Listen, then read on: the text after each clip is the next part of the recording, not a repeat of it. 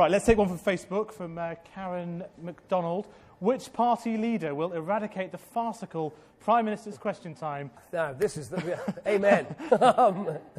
Look, I at 5 minutes to 12 every Wednesday, I can tell you, I put my head in my hands and think, why have I got to do this? It's a nightmare. It does enforce some accountability of the departments and the ministers to you and through you to Parliament. So, yes, it is noisy and crazy and infuriating and all the rest of it, but there is some sort of point to it. Does that make any sense? Well, let's ask the audience. Let's ask Chris. What do you think, Chris? PM, Scrap it or do it? I think PMQs is horrible. I think it's one of the biggest disengagers for voters.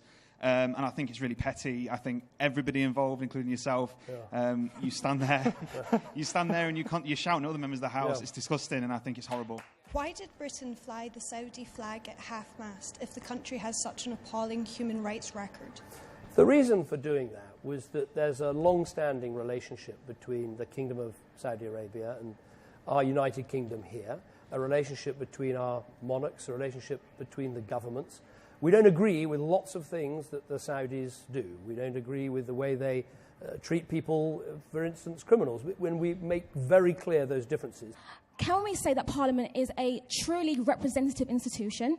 And can we really trust you to create policies that encompass concerns of marginalised groups?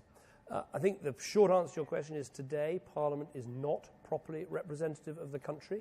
It has changed and got better in that there are now more women MPs and more members of Parliament from black and minority ethnic communities, but not enough. If your party isn't willing to listen to us, isn't willing to understand and try to take into consideration the fact that things are being done towards us and we're not being listened to because we can't vote? I think we should listen. We should listen to everyone in our country, but then we have a responsibility, members of Parliament have a responsibility to decide who gets to vote.